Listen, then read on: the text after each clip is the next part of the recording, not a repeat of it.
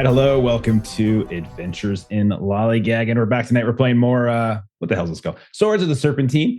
We got the whole gang back together. Aaron hasn't seen the last episode, so he's probably not too mad at Jeremy at the moment. But maybe later. We'll see. We'll I don't think you did anything too terrible last time, right?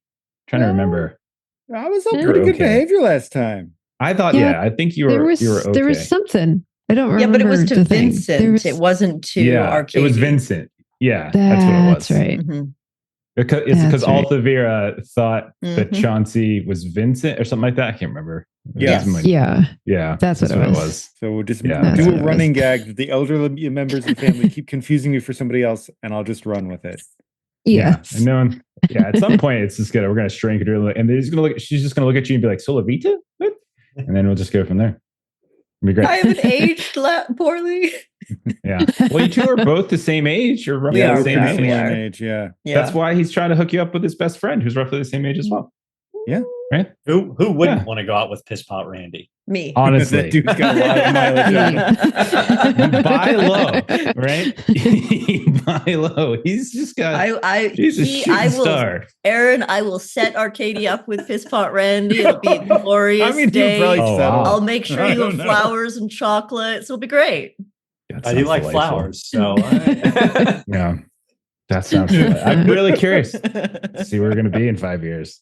We'll see. So we're doing like 5-year jumps between each chapter. This could be the finale tonight. I don't know. We'll see. There's a lot of stuff that can go down. So, but we'll see which way it goes. I think either tonight or next week will probably be the finale of this arc. And then I'm curious to see if we jump forward another 5 where everyone is and kind of go from there. We ready to dive in? We got Melissa and I want to go watch the Severance finale. So we got to get going. We ready? We good to go? Let's do it. Oh, okay. I mean, come on.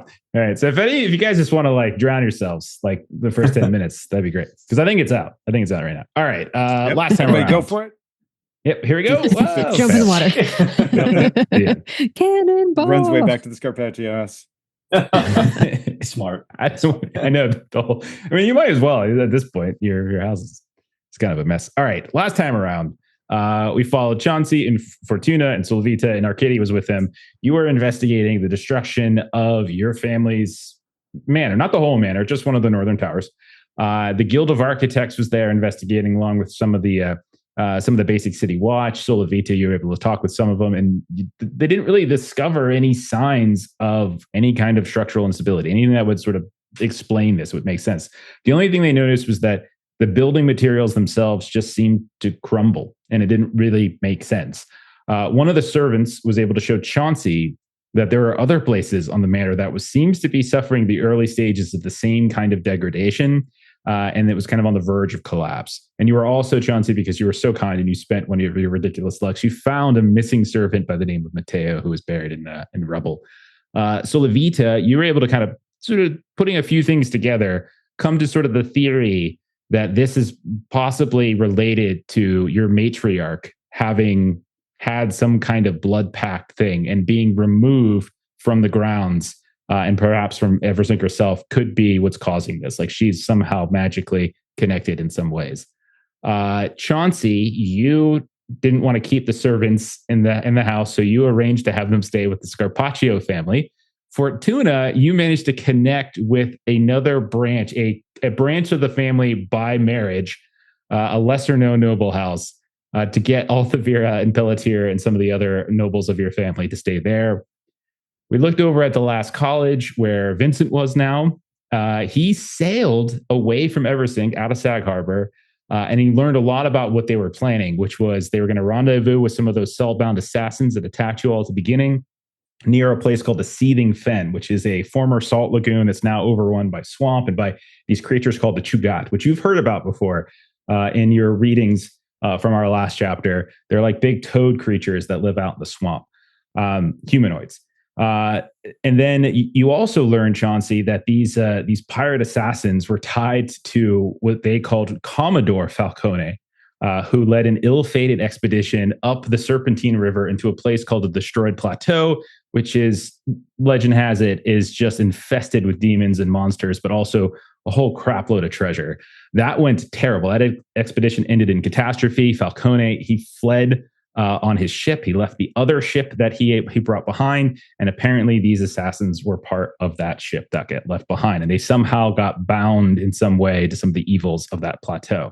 The last college has promised to be able to use Falcone's matriarchal descendant to perhaps sever the connection that they have and thus free this sailing group. At least that's what the story that they kind of told, some of the sorcerers told Vincent.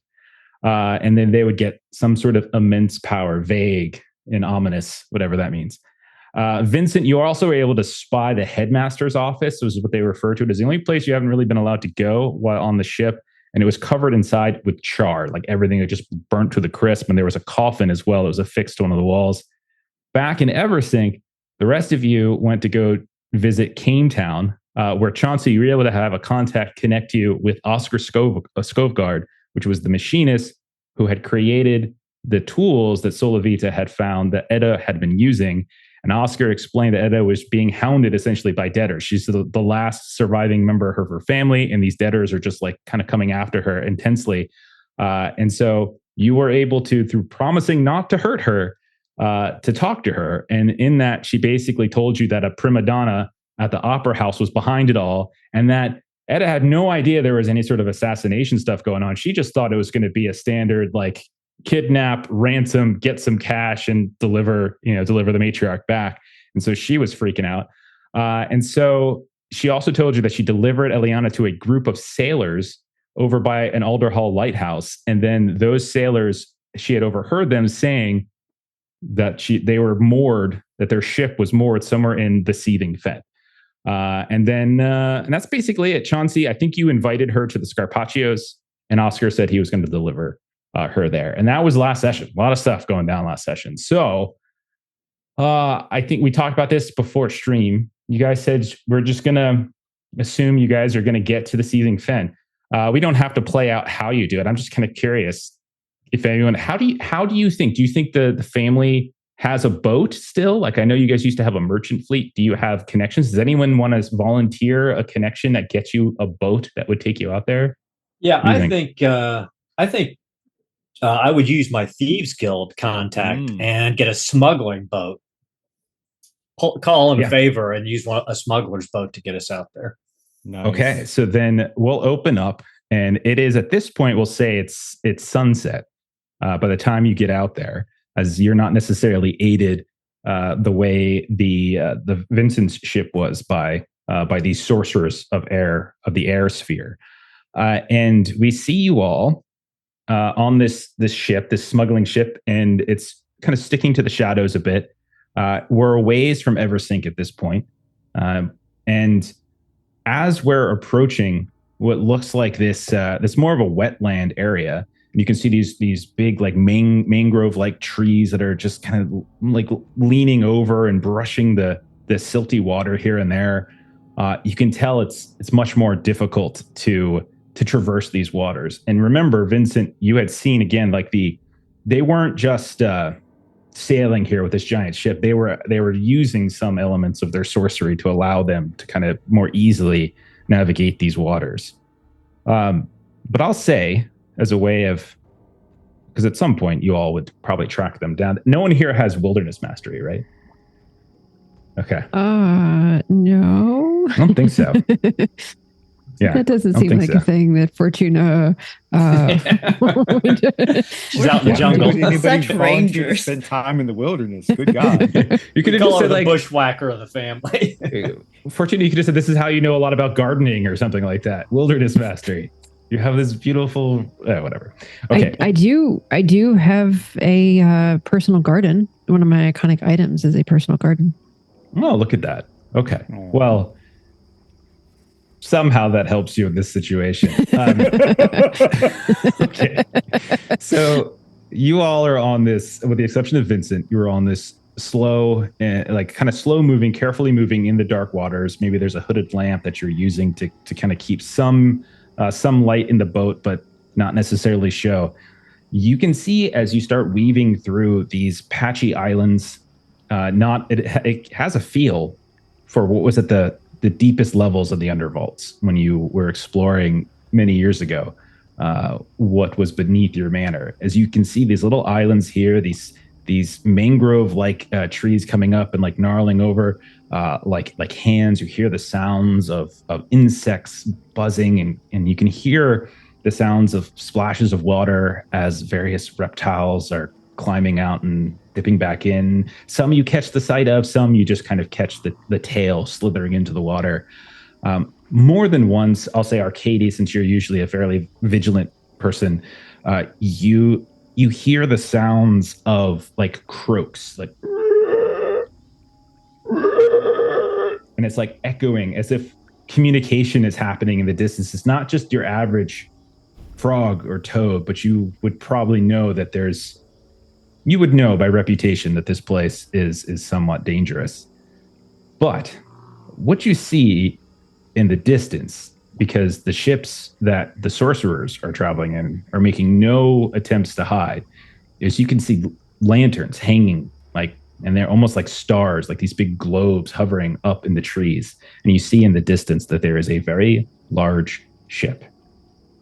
What are the four of you doing as you are navigating these swamp waters?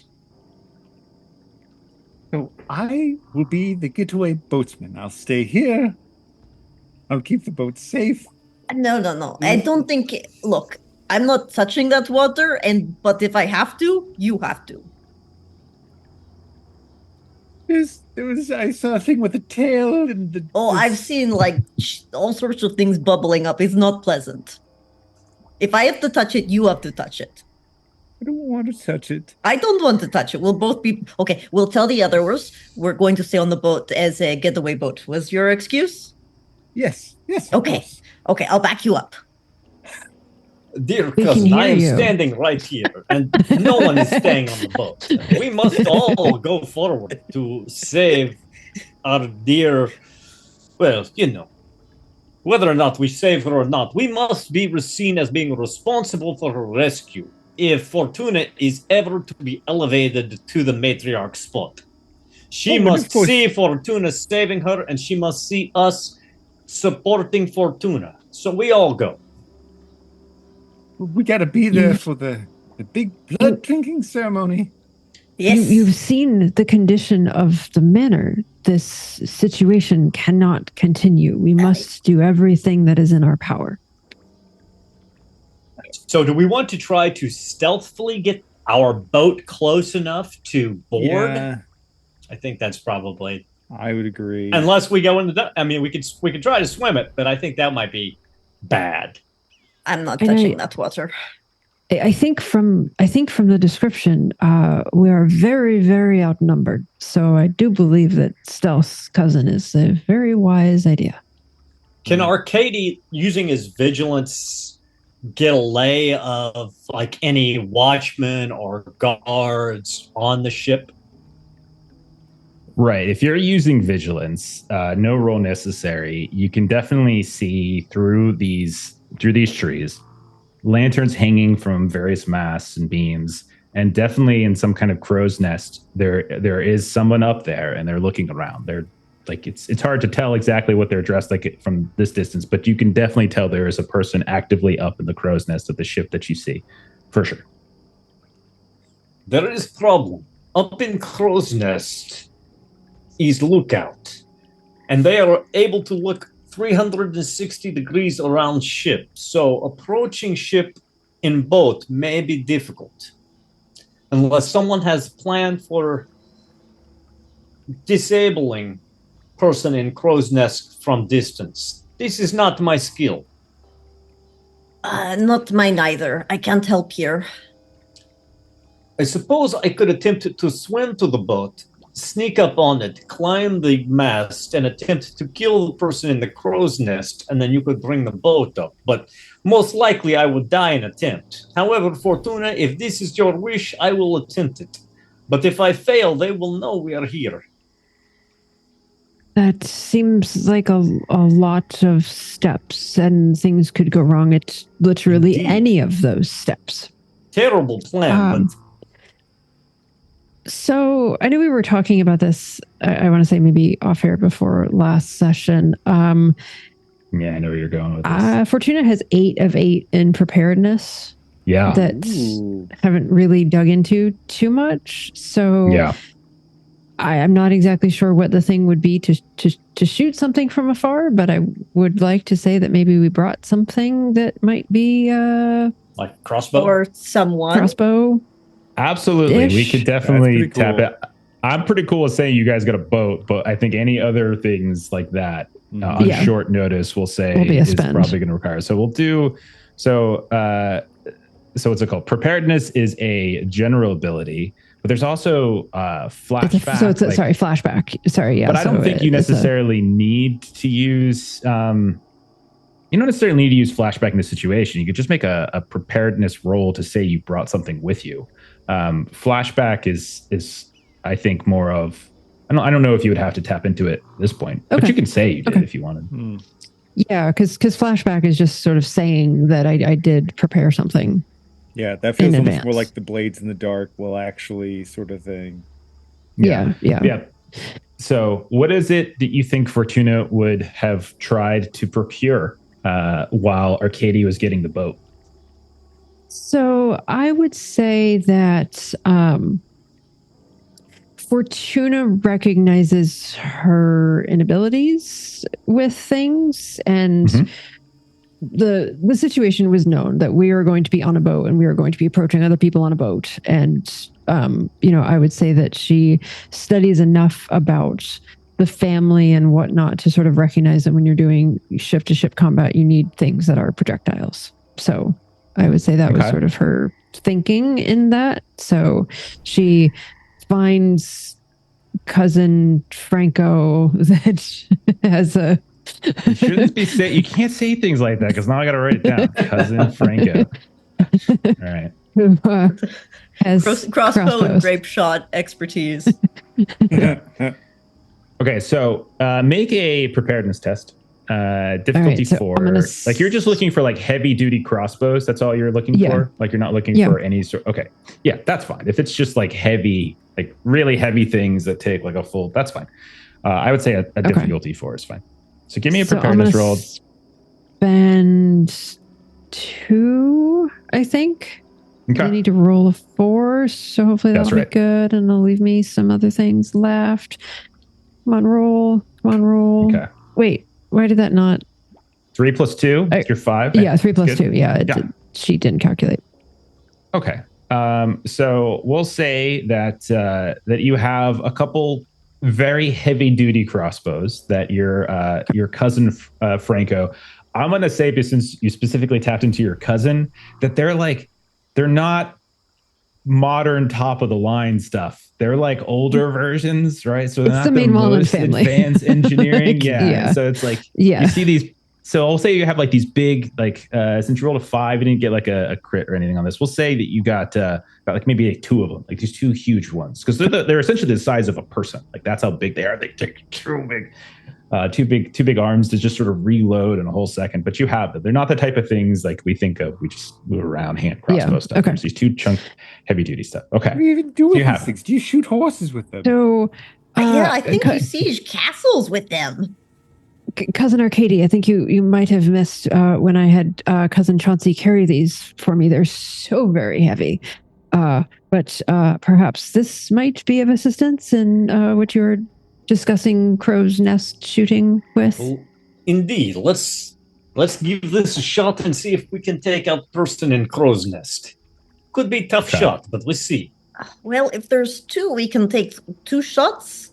It might be a little bit risky either way. 1, if he survives the first shot, or 2, if you notice 2 giant crossbow bolts going across the sky. Well, with the force of this crossbow bolt, if it hits, I'm hoping the person is literally propelled out of the crow's nest and down into the swamp. It may draw attention, but what choice do we have? Okay. Well, the water, but I don't want that one, so this is good. Who's going to be doing the shots? There's going to be a warfare roll. So there's 2 of you can take the shot. Yeah. So Arkadiy will doing 1 shot. Yeah. Who wants to do also- the other shot? Jeremy, Sorry, you've got okay warfare. a little right? bit of housekeeping, Aaron. I think we saved some refresh tokens Oh, for that's you right. Okay. from Yeah. last session because Okay. you weren't here. And I think specifically for warfare was one of the things that we thought Okay. you might. I'll shoot the other. Yes, I definitely need it. How many refresh tokens did you save me? It's showing 5 on the sheet, so I think I don't think it was left- 5 because 5 is how many you guys got, and I think it you was 2. used some. Okay. Yeah. 2? Okay. Okay. Awesome. Thank you. Chauncey, how good of a shot are you? How is your maybe warfare as a way of measurement? I have a little bit of warfare. If you have no warfare, I will take it. On a scale of 1 to 10, let's say I was at a 4. I don't know. That is double my warfare. So if we're to Let's say I quantify was at mine, about half effectiveness at the moment. well, then But I'm you're the also same very as lucky. me. You are very lucky. You should take the shot then. Of Okay. course, I'm going to complain the entire time about how goddamn heavy this thing I is. will continue to pretend to listen to you. I will say that since he's well up and he's in this crow's nest that's like a bucket, basically, he's going to have, I think he's probably going to have some cover. So I'm just going to increase his health threshold essentially a touch. Okay. Nothing too crazy. I'm going to say it's a +2 as you guys, unless you guys really want to make a stealth test to get nice and close. But otherwise, if you're doing this from a decent distance, keeping your cover, hiding behind the various trees, I'm gonna give him a +2 to his health threshold essentially to hit. So Okay. take it to 6 then.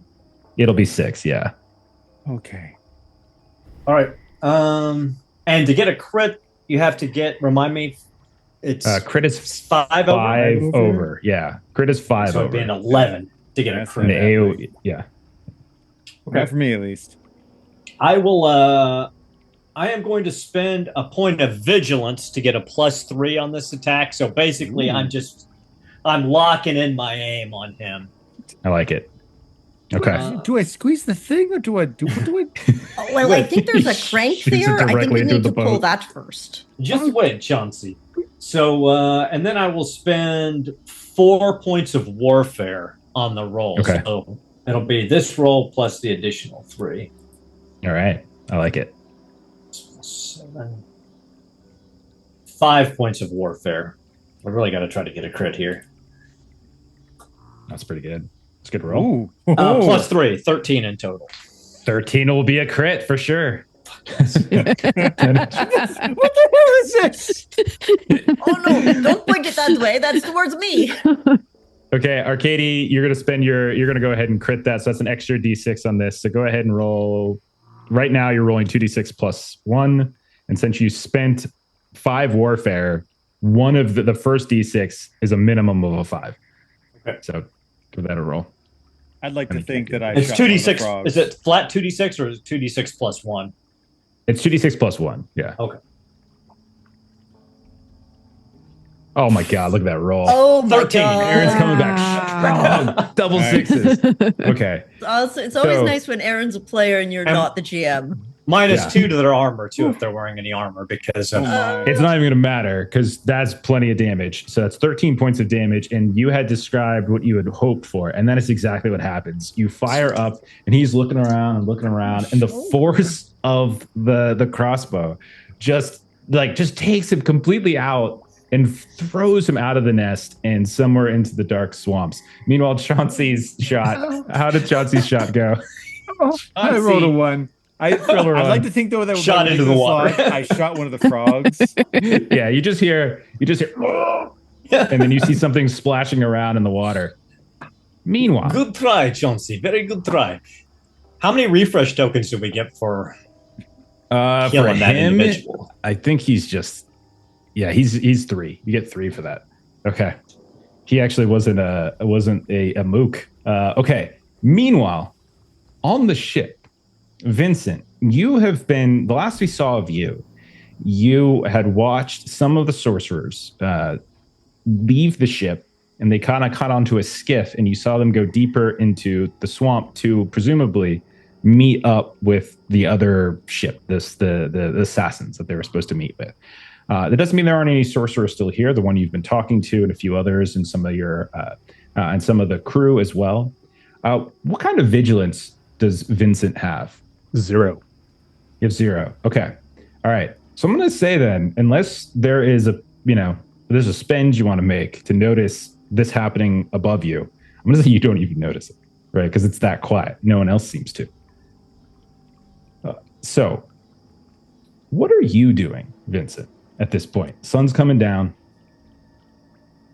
We're like on the island, right? Or are you preparing people? You're not on an island. You're on a ship, and you're in like this sort of swampy water. You're in like the water's still relatively deep where you're at. They took a smaller ship because it gets too shallow for the big ship, and there's too many trees like kind of get in the way. So like they didn't take the whole ship out there. They took a smaller skiff to go meet some of their pirate assassins.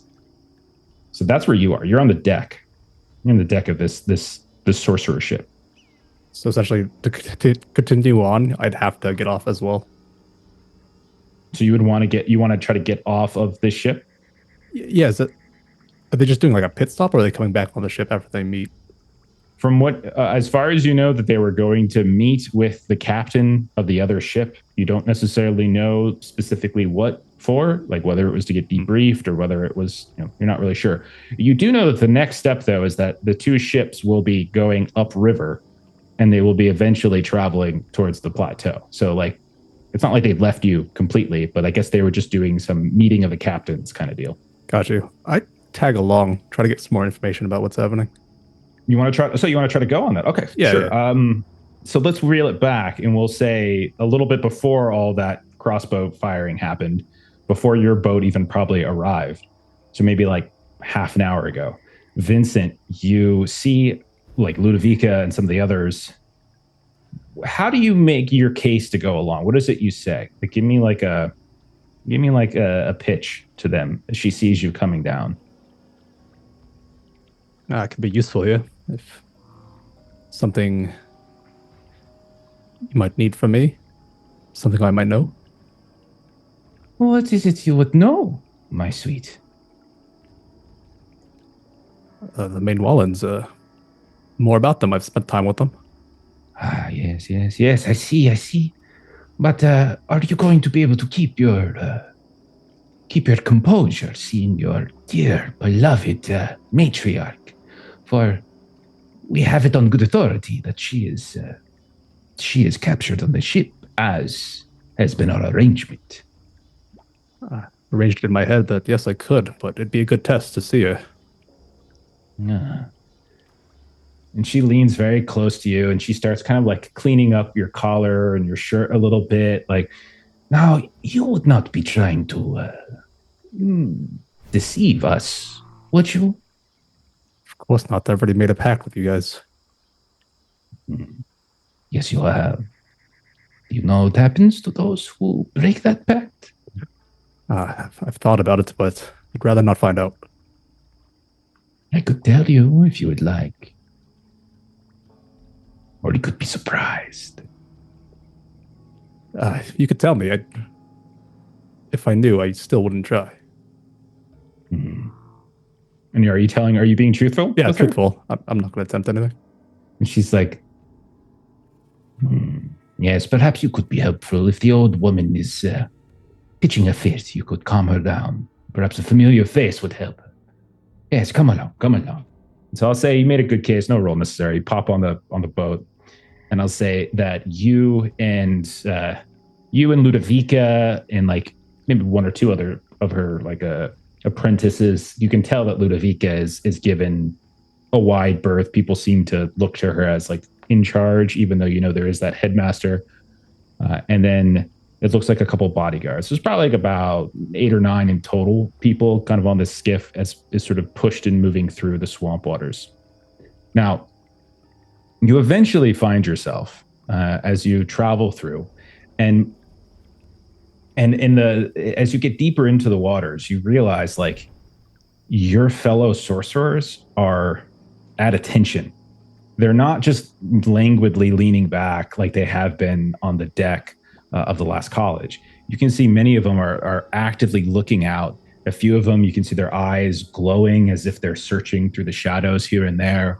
Once or twice, you see a couple of the apprentices like fire like these small little glowing, like almost like arrows, but probably smaller, out into the darkness. And then you hear the sudden sound of here, as if they're like attacking like these unseen foes that your zero vigilance doesn't allow you to easily see. And Ludovica will just say, "That you got very, very aggressive today. Normally, when they see so many, they will give us a wide berth. But they seem very curious."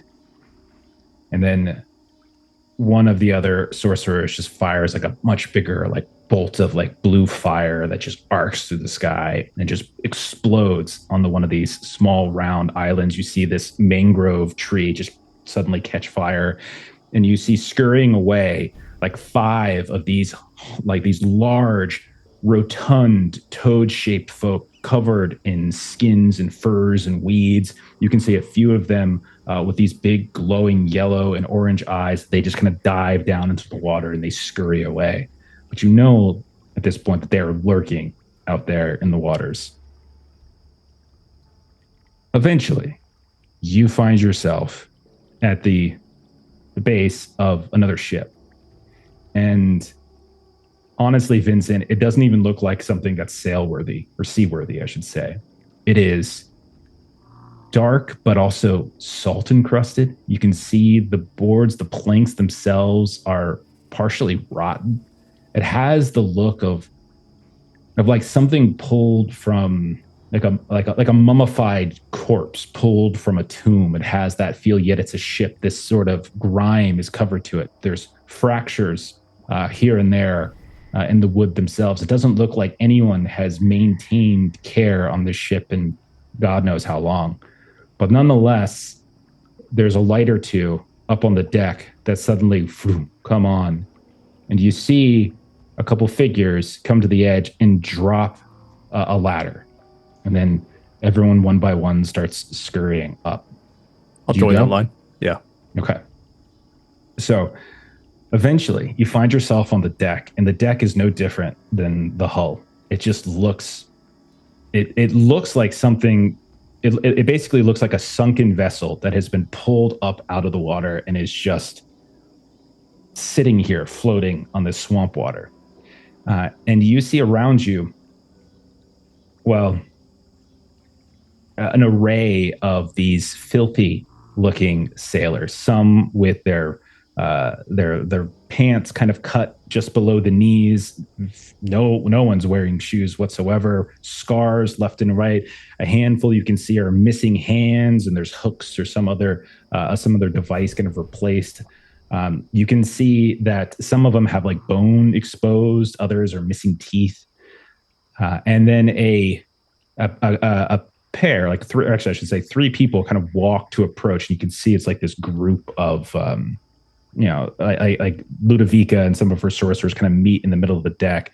One of them is this very tall, sinewy looking man. His eyes are fully black, no white whatsoever.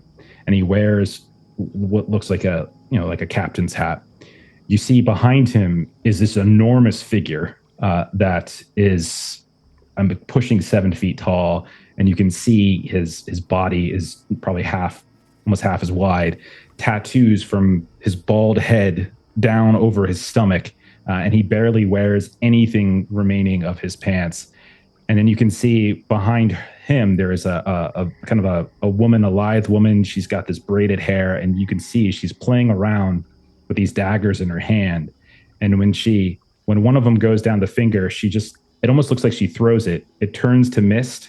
And then she pulls up her second hand and continues moving the dagger down the backs of her fingers. And it's the big man who speaks. And he says, "Welcome to the Bride Maiden. This is our Captain Ma. You are welcome here under the ancient pacts. No harm will come of you." And that sinewy man with this big hat steps up and he greets Ludovica. What are you doing in this situation? How do you think you're reacting to this little greeting? With all these new people aboard, I want to kind of glimpse into the spirit world, see if these people are like cursed or possessed at all? Okay. Sure. You can see that as you kind of look in, none of them have any signs of like that ghostly glow that suggests that when a person dies, their spirit, their ghost lives on. These people seem to be completely devoid of it. As your eyes kind of shift and change as you're scanning about, you hear the vague sounds of their conversation, but you start scanning around, and one by one, every single one of these people, with the exception obviously of the sorcerers, but every single one of the crew, they don't look to have whatever kind of spirit ghost should be inside of them the way it is with other people. Okay. I'll just Anything else? also wait to see what they're talking about. Okay. You catch the tail end. There was some sort of exchange between Ludovica and the captain. And then she turns back around to you. And she says, this here is one of our newest members. He is himself a member of the family. We were thinking perhaps he might be able to assist you in keeping the old woman calm during the travels. Would you be amenable to this, Captain Ma? She like kind of genuflects in a very way that you've never seen her deferential before. And she is kind of being somewhat deferential now. And then the man like slyly kind of moves over to you, almost like a gunslinger. And his eyes like peer at you, these dark, again, black pools. You wouldn't be considering betraying us now, would you, Mr. Vincent? Why would I betray you when I've been betrayed myself? I've already sworn my family off. So they cut you loose, is that what it is? Left you off in the cold to yourself. The cold, the dark. Tried to bring me back, but it's a bit late. And again, are you being truthful? Are you being honest? Are you really, is Vincent really meaning this? Do you think? Yeah, there's a pretty big truth to it, unless he's converted back otherwise. But right now, he's believing what he's saying. Okay. And you see a big smile, but his teeth are black. Well, you're among friends now then, Vincent. Like minds and shared experiences. Welcome to the Blind Maiden. Now, let me take you below so we can make sure this old batty woman quits causing such a fit. Her cackles are wild. Shut her up before we find a way to cut out her tongue. You understand me? I understand.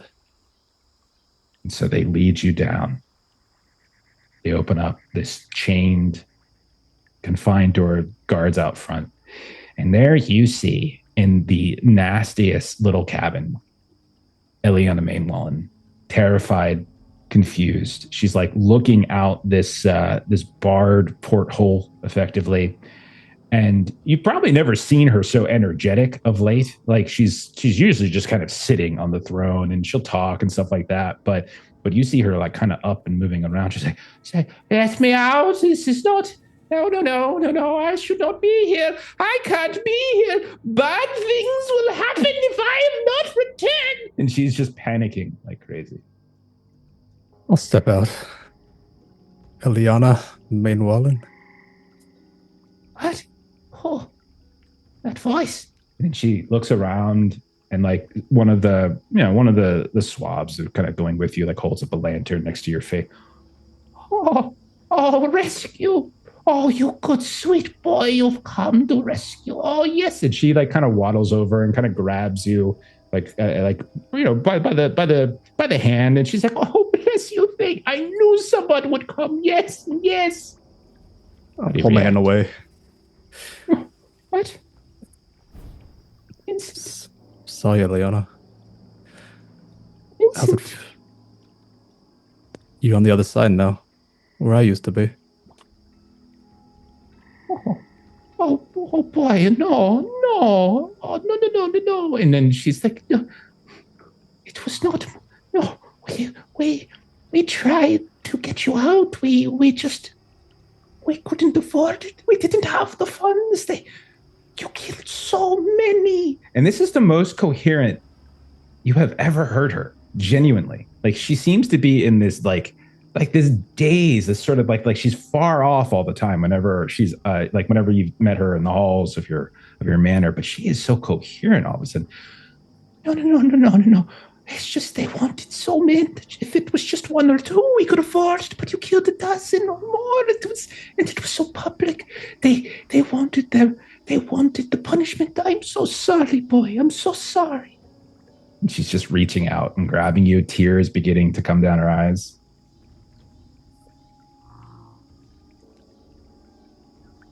Well, what of the dozen from me, but about the hundreds from you? This whole crew out there you've left behind. No, it wasn't me. It wasn't me. It was the black sheep, you know. It was, what did they call him? They call him Falcone, but I know him. He was Fiscal, and I was before my time. It was my mother's boy. Yes. It was an older brother, much older. He was he had ideas. You see, he could never stay in one place. It wasn't me. Please, Vincent, I can't be here. If I don't leave, everything is lost. Please. And she's like just reaching out and grabbing you. Everything won't be lost. There's others that'll take your place. But and then she just kind of like slumps down, like no. And then you're gone. You have forsaken your family. You have forsaken me. And she just slumps into the corner at this point, and you can hear her. She just kind of starts to weep. And behind you, you old batty witch. She's finally shut a trap. Good job, boy. And someone slaps you on the back and just kind of shuffle. And she's finally quiet. Okay. And we'll cut out of that scene. And we'll cut back and we see the crow's nest guy. And he suddenly gets thrown out into the waters. Doesn't appear, Arkadiy, as you examine the deck, that anyone seems to have reacted to it. No one seems to know. There are people there, but it doesn't seem anyone has reacted to the fact that their eyes in the sky has just gotten knocked off. So, how do you guys want to handle this? So, did we get information about a particular, like a name of a boat or something that we were looking for to sort of match with the information that we had received from? I think you got the name of the boat. Like, okay, it was just that she had a skiff that connected to a boat. Okay. Yeah, the only things you really know, you don't know any boat names, I don't think. You know the name of the Sorceress Cabal, but you don't know the names of the boats. I would say you don't know those names. Well, and you do know that there is a sigil, an emblem that many of the college members wear on some various jewelry or cufflink or something like that. Do we see both boats, or do we? You do not see a second boat. You only see the one. So just see the one.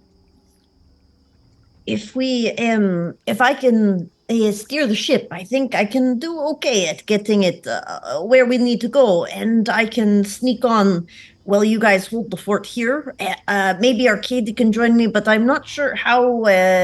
Well, I should say that I think some of us are a little sneakier than I think. I am fairly sneaky. I'm okay with sneaky. Well, maybe we all, really? Okay. Everybody but Vincent is okay at sneaky, which is really not the one I would have thought. And he's not here. So let's do sneaky plan. All right. Okay. Can I use my burglary to like stealth the boat up? Okay, so don't forget that there are things like piggybacking that you could potentially do. So if all of you are doing this, one PC would take the lead. You make a simple task. You spend any number of your own pool points for the task, and then all other characters can pay 1 point from their relevant pools to essentially gain the benefits of your action. So you could do it that way. That's basically like one of the examples is like a group stealth test. I would say if you're trying to stealth the boat up, that is going to increase the difficulty of the test because stealthing a large boat versus you guys would probably be a little bit more difficult. Right. Do we want to go in the water? No. All right, no. very I've good. still got all my points and We're stuff. going to do the difficult. I'm very happy to do like a good 4-point spend in stealth if I like, want to chip in, because I do not want to get in that water at all. So Chauncey, if you want to take the lead, then each of us would spend 1 point. Exactly. Okay. I can do And that. for every PC who can't pay the cost, the difficulty of the attempt increases by 2. So Fortuna and Solvita and Arkadiy, can you all spend 1 1 point? Yeah. Yep. Okay. Yes. Yep. All right, so At you're that good. point, I So would Chauncey, be putting in 4 of my own, and then we'll just tack on another 3 at the end of it. right. So the difficulty for the test is going to be 6. I kicked up the difficulty from 4 to 6. So because you're moving the boat in, we'll say. And so, I'll have a +7 at the end of it. Yeah. I don't think No. You don't get R3 as doesn't go bonus. towards you. Yeah, that's just I them see. paying. That's just us gaining the benefit of your roll. Yep. So Right. we So each spend a point just to steal So your you thunder. are still rolling a d6 plus however many points that you want to commit to it. And how much do I need again? You need a 7? 6 total. I need a 6. You need a 6 total. So I just need to not roll a 1. Okay, so you're spending 5. You can do this. Don't roll the 1. I'm gonna be risky. I'm gonna spend the 4, and we're gonna leave it there on the table. Maybe I could roll a 1 and screw us all. 33% chance, right? Isn't that what it is? Something like What? that you screw over the party? I couldn't roll a 1 again. It couldn't happen. Oh man, you guys are I'm rolling sick Good of roll. you. There we go. tonight. Okay, Damn hero So that's- time. That's a total of a Hell 10. Okay, so you do manage to very carefully and quietly, and I'll say probably slowly, sneak the boat. So what does it look like, Chauncey, as you direct the party in the boat up towards just next to this larger ship? What did you think it looks like? I think he's maybe like our previous like time lapse between the last arc and this arc. Part of what he did is he built up his like little stevedore company. He's probably sabotaged competitors' boats before, allegedly. But yeah. Okay. So we'll say you're. He's like, Steve Long do the thing where you kind of like slowly row the boat. So do you want to be on like port, starboard, like the rear, the front of the? I always forget front and back, but I know port, starboard. Yeah. Like where would you want to be? Anywhere in particular? port? Okay. All right. So you move up on the left side of the boat. No one's noticed you yet, and you are now directly underneath it. You can see the light from above. You're in the shadows because none of the light from their lantern seems to be coming down to you. You can hear the sounds of voices even drifting down at this point, and you're certain no one has noticed you yet. What do you do next? Before we go up, if you give me a moment, I think we can make a hole that will inconvenience them in the long run. Not obvious at first. Slow sinking, you know? Plan. Definitely. Okay, great.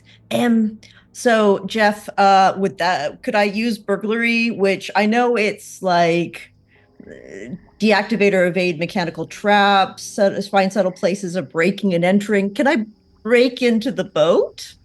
So you want Or to would use you your prefer burglary? a different role? You want to use your burglary to Yeah, I do. sabotage.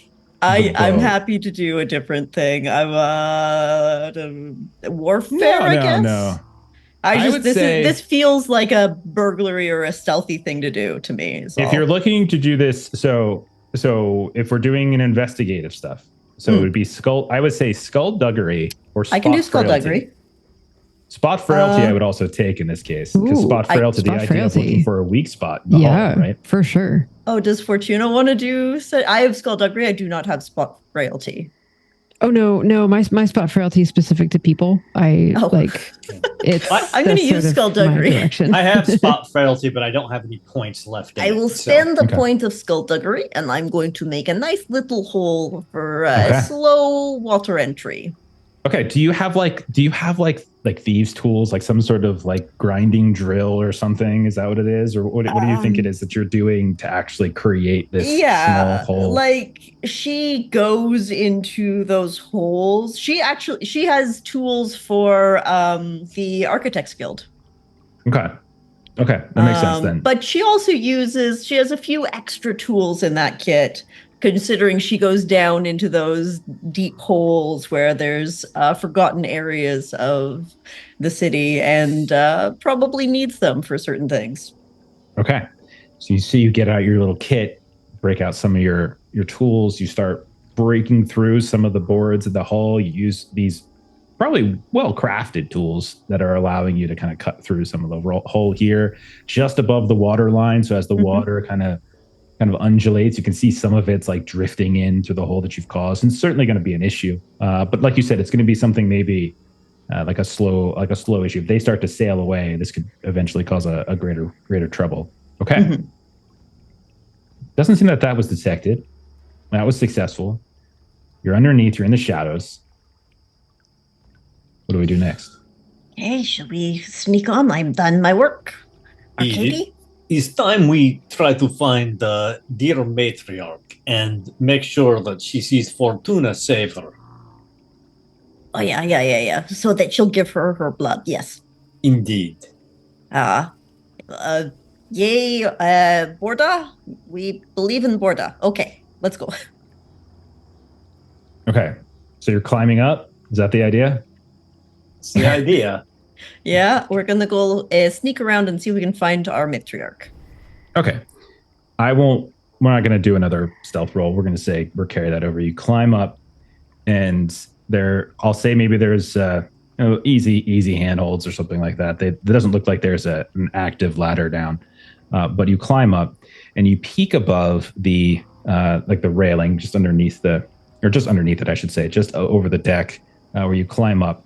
And you can see a well-lit deck with what appears to be 3 people that you would spot Solavita immediately as sorcerers. Because you can see their mode of dress is very elevated and elegant.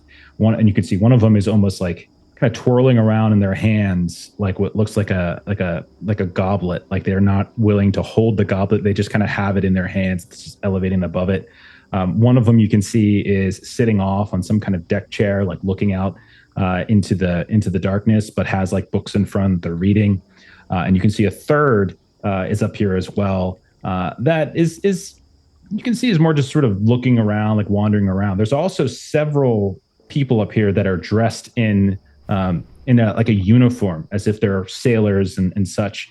Some of which you can tell, I'll say Arkadiy, you would be able to notice. Some of them, not all, they don't.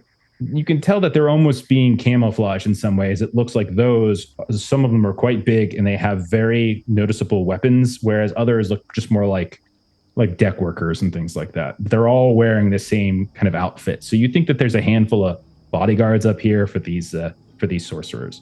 And that's what you see. None of them seem to notice you. There are a couple different kind of doors that go probably deeper into the holds of the ship, and including up towards what looks to be a bound kind of captain's cabin on the far side. That seems to not. No one really seems to go by it, and that's what you see.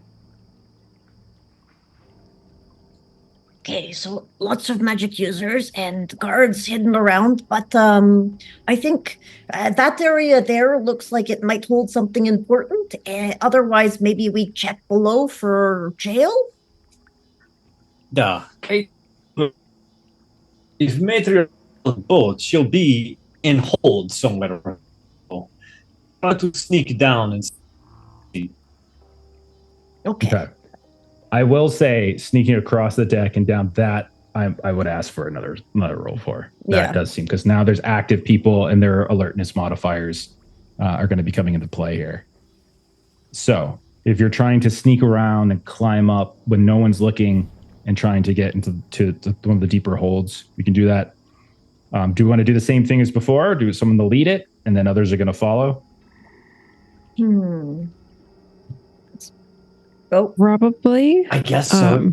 I've still got it's 4 probably the left in it. safest. Yeah, I've got 5, but 4 myself. But we also, I don't know. I'm tempted to split the party and go look at the very dangerous looking room up there. But no, we should probably stick together here.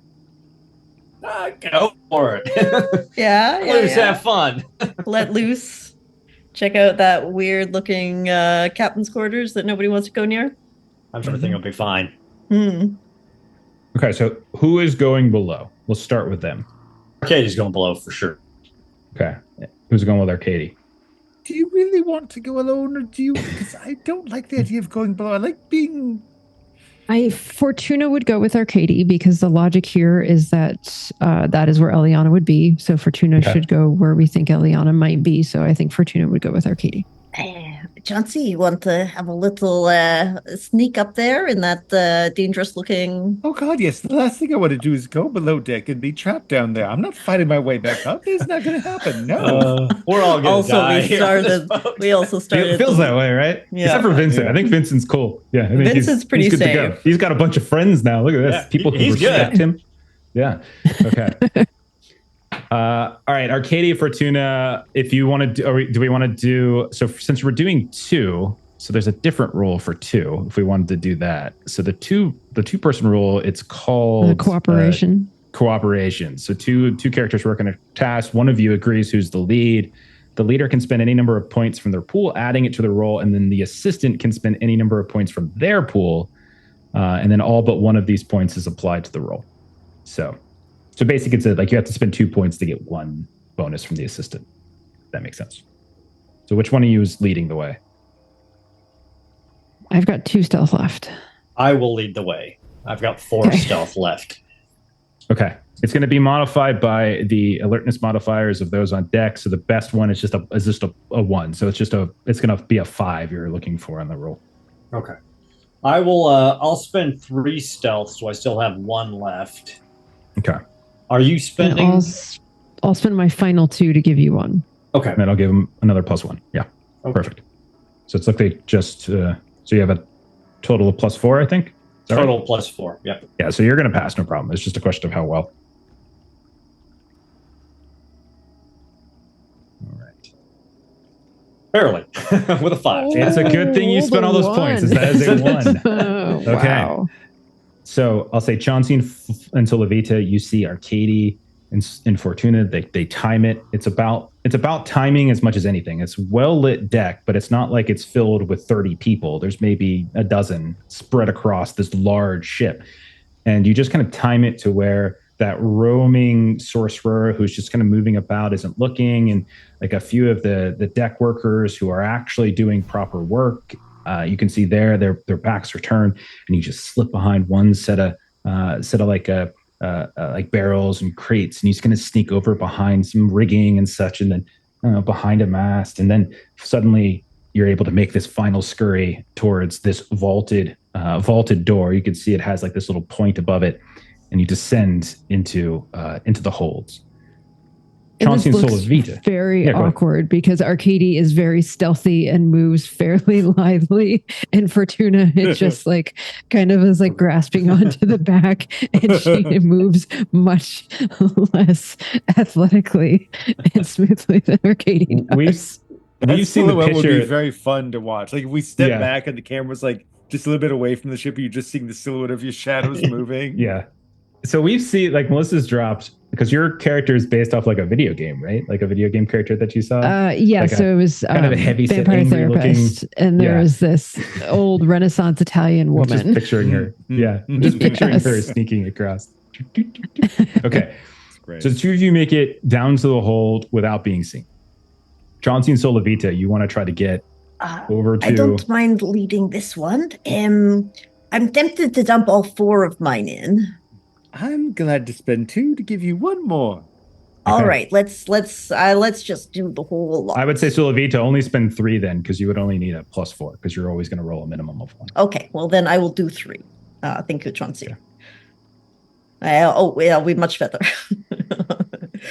Plus 1 from Chauncey, so that would be a 9. So once you see Fortuna and Arkadiy safely down, the two of you time and wait, and you quickly climb up and skitter across the deck, and you find yourselves kind of in this small little nook. And last session, we saw Vincent hiding in this same nook as he was waiting to peek inside.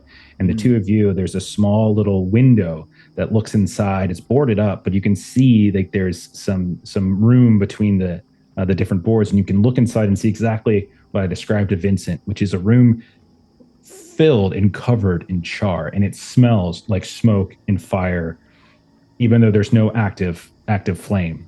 And you see a coffin on the far side is like the only thing that doesn't seem to be completely, utterly ruined by char, and it's kind of chained and held up onto the wall. And that is what the two of you see. How do you want to get inside if you want to get inside? What do you think? I don't want to go inside. Fuck this. What was that? What? No, is this man? Is the captain sleeping in a coffin? Yeah, don't you want to open it? No! You made a bad choice, Chauncey. You should have gone with Fortuna and Arkadiy. It's a much more peaceful death. Than So Levita wants to see what's inside there. Yeah. Well, I pull out my thieves' tools. I assume the front door is locked. Yeah. But no No more. roll on this one. You've got points in skullduggery. I'll say you, with your stealth roll, you can take the time to come over and quickly kind of pick the lock and then dive behind the shadows and then wait for the pass to go around again, and then slowly and quietly undo the chains. And then the two of you, definitely Sola Vita. Does Chauncey go, or do you just stay in the corner? Staying here by myself? And the two of you slip inside. No problem. Close the door slowly behind you. And you are inside. You are assaulted by the smell of char, and it's just like everything's black. And even the floor you're walking on, each step, it's like the floorboards themselves are fracturing with each step. You see like little black peels coming off from the wood grain. And there's furniture in here, but that furniture, the table, like a set of chairs, just what looks like probably was like a chase lounge or something like that, also has just been completely blackened. Again, there's two things in here. There is a lantern that's atop the desk that is partially lit, giving a very faint light in here. And then there's the coffin itself chained like to the wall to keep it from like tipping, you think. What do you want to do? Okay, you can take the lantern and stand next to the door. I'll pop that open, and then we run for the door and get back to the ship. If anything moves, I'm throwing the lantern at it and lighting on a fire. I think that's fair. Now is the time to remind you my drives are knowledge is power, and my adjectives are curious. I'm going to go take a look at the chains around that coffin. Okay. Just standard chains. Doesn't seem there's anything, just like the door. Doesn't look like there's anything about them. You're pretty sure it's just they're in place and bolted to the wall to keep the coffin from tipping over during like sea travel, basically. So I will, I guess, move them off of the coffin. Yeah, you can do the same thing you did. It's just sort of like pick the little lock that kind of keeps them in place. Okay. Yeah, it's not a hard, just nothing complicated to it. It just takes a moment, and you're able to pick it, and then you're able to undo the lock. And if you would like to, you can open up the coffin. I creak it open. I open it like just 2 finger lengths, and then see if I can't peek in. You peek in, and there's something in there. There's definitely a body inside. Like you can see, because like immediately as you open it up just a little bit, you can see something moves and just sort of thump against the lid. Does it look like our matron, our granny? I mean, you said like you barely opened it, and you're not really getting a whole lot of light in there. I'll open it a little bit more. As you open a little bit more, you can see a body just kind of flops forward. And pushes the door, and like it almost looks like the coffin's about to fall at this point as the door slightly opens, and as the arm falls out the crease that you've opened, and then the shoulder, and then the head, you realize this is a blackened and charred corpse. Does it look male or female? Yeah. You got leechcraft. Yeah. I think you would be able to tell. Yeah, this looks like a male corpse. No, wrong gender. We can go now. Yeah. That's all I need. Well, look, it's the only thing in this room. I'm just happy to have seen it. Oh God, I can't believe I'm going to do this. Could you hold the lantern for just a moment? I'm going to think sure? about something I've seen Arkadiy do. I'm Go going for to it. make sure to break the ankles and break the wrists, just in case. Okay. You've been learning well from Arkadiy. I don't didn't want even think about this. Jesus, it's probably some sort of demon possessed thing. I Isn't that don't know. I exciting? don't want it to chase us. I'm That gonna is really break cool. some joints. Oh God, why am I doing this? I just don't want it to chase me You're later. going to make me have to go to the bathroom. No, Chauncey, it's as so you reach disgusting. as you reach into the coffin. I wasn't going to touch it. Vincent, does it make you feel bad that they're not thinking, oh, it's a male corpse? Could this be Vincent? Does that make you They feel completely bad? abandoned me after the bar. It's It terrible. feels fairly justified. All of decisions you're making, basically, is what I'm saying. I tried to find you. You reach in, Clearly not Chauncey, you. and right as you make physical contact, the eye sockets, you see suddenly something swirls around. This orange yellow fire suddenly glows in the eye, and one of the hands that was limped out, reaches out and grabs you by the neck. No. You could have just left it alone. And we'll come back to that because I want to check in with Fortuna and Arkadiy and tell them what Oh they my see. gosh. We are so dead. Oh God! Oh, Somebody no. had to do it. I just- just I know, realized it's it was like, Chauncey. Yeah, I didn't just want wanted to get the but I was achievement. like, I That's what can't you guys turn wanted this to do. opportunity down. You wanted to get that achievement. That's what it is. Okay, It is. It's very much Jeremy achievement hunting. I think it's great. It's hilarious God. and it's fun. Okay. All right. So meanwhile, Arkadiy and Fortuna, the two of you successfully snuck down into the lower holds. Everything down here, you can tell, is arced and taller than you would give it credit for. Like Arkadiy, your vigilance is kicking in. Something's odd about this. And Fortuna, your guild, your experience with the Guild of Architects and Canal Watchers, especially the architect side of that, something about the space seems just a little bit off. Like everything's just a little bit bigger than it should be. Like the ceilings are a little higher, the halls are a little wider, like everything. It's just like, how can they fit all of this? The ship is big, but it doesn't feel this big. It feels so roomy and spacious. You hear the sounds of someone humming somewhere down here, but you don't see necessarily where. It doesn't have the tightness and the claustrophobia that you would get in a normal ship. As you smell this, like you smell something sweet, like something fragrant, maybe a scented candle or some incense burning somewhere. But otherwise, it looks like a very, very well kept and lovely ship. What do you think? How are you reacting to being down here? What is it you're looking for? What is it you're doing? You think? I tell you, Fortuna, I very much wish Vincent was here with us. This has clearly got some sorcerous stink to it, but we must quickly and quietly check each space. Now, we know she's prisoner. If she's prisoner, there will be guards. It will be a secure door. So this is what we need to look for. Okay. And as Arkadiy turns to Fortuna, she just has out her little like drafting compass, and she's just like kind of closing one eye and just holding it up, and she's just very like trying to look around and figure this room out as he's saying like we need to figure out all the storage spaces, and she's just trying to do those calculations in her head of like the outside of the ship and what we're seeing. And you went down a flight of stairs, hit a landing, and so you're in this narrow hall, and you can see there's various cabins. Basically, you're in the cabin section, and it just doesn't feel like the stair flight that you went down relative to the height of this. Like it just does not compute. So they're clearly doing something to the layout of this space. Okay. No necessarily role necessary. There's plenty of skills that can come into play. You start opening and peeking into some of these rooms. Vincent, is there something that maybe they would be able to find in the room that you had stayed in, some small little trinket that maybe you didn't bring with you or left behind? Is there something that they could find that would indicate you were there? Yeah, what about a journal? A little self-journal. Okay. So as you start going through these rooms, they're beautiful and once more, way bigger than they should be. And they're well furnished. They look better than the rooms in your noble house. And then you open one of them, and Arkadiy, with your vigilance, you do catch sight of something. This room itself seems less personalized, but you do notice on a table next to the bed, there is a familiar-looking journal. And you've probably seen Vincent scribbling in it from time to time. And there it is, sitting on the table with no sign of Vincent, as you can tell and hear. Fortuna. Look.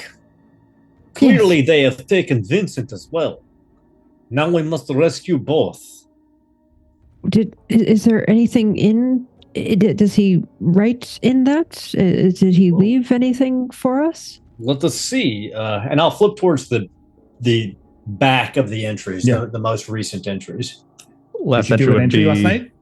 Be like, have I forsaken them in Wallens? I was like questioning myself. Okay. Dear Fortuna, it looks as if Vincent may be suffering crisis of conscience. Perhaps his time in captivity has left him indisposed to Manuel and family. We may have to tread carefully when we find him. He may not longer be one of us.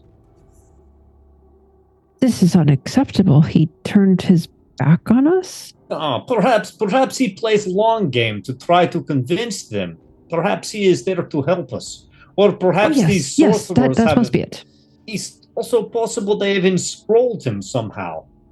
Used some magical charm to twist him into their way of thinking. We must rescue him regardless and get him home. I will believe that he is playing long con, as you put it. Indeed. He knows what he is doing. Okay, yes, this is what I will believe. Let's continue looking for Eliana then. Okay. So you continue moving about, and again, most of the rooms are open. I take the journal too, by the way, with me. Okay, fair enough. You find at the far end of this little cabin area, there is a door that doesn't open. It doesn't have chains or anything like that on it. It does have a lock, like a keyhole and such, but it doesn't open. How do you want to go? How would the two of you try to bypass it? Do you have the skills for this? I mean, I've got 1 point in skullduggery. I could do a skullduggery spend, but I don't have any burglary. I do not have skullduggery. In terms of like investigative stuff, I don't know that I have. I do have 1 point of burglary, so I think it's burglary for either one of us. Okay. This doesn't require a spend, so as long as you have skullduggery, you can say you're using skullduggery, and it doesn't seem as though the mechanical lock is particularly difficult as you start moving around with it. Maybe you're not as deft as Solavita. Maybe you are. I'm not sure. But you start messing around with it. Your Thieves Guild contacts probably helping you in some way. You're training for it, and you hear the click. You kind of push the door open carefully, and as you push the door open, just like 2 inches, it suddenly swings open, and you hear it slam like a thunderclap against the wall on the inside, so loud that both of you basically have to cover your ears for a moment. I'm going to make a attack, in fact, with this. Dear. Yeah. That's just thought we were being stealthy, cousin. It was not me. Clearly magical defense. Yeah, so the attack, that I'm rolling is this is going to be on both of you. It's a 5 against your morale threshold. Oh yeah, so I think that's a hit on both. Yep. Okay. Yeah, so my morale threshold is 4. Okay, so the damage, you both take 4 points of morale as you are effectively like deafened for a moment, and you see as the door opens up, like there is a room filled with what looks like a dozen people. All of them look absolutely identical. They're all women, a woman in her, you would say, it's hard to tell, maybe her 40s, maybe her 30s. Arkadiy, you recognize her. Beautiful red dress, black hair, streak of white, streak of red. There's 12 of them standing in the middle of this, staring at you. And none of them seem to necessarily be moving, but you two are completely and utterly deaf. Meanwhile, over on the Blind Maiden, Vincent, as you are leaving the room in which Eliana is kept, and you're like joking with these like undead, cursed pirates, basically, you suddenly see Ludovica go. She looks very concerned for a moment, and she looks in the direction of where your ship, the last college, and then she waves towards the various sorcerers, yourself included, as she does so, and she waves like in a sort of a frantic state. I'll hurry over. You go over. Is everything all right? Someone has broken into my chambers. There is not a single person on the ship who would do such a thing. Someone has entered into them. We must return. Captain, we must hurry back, please.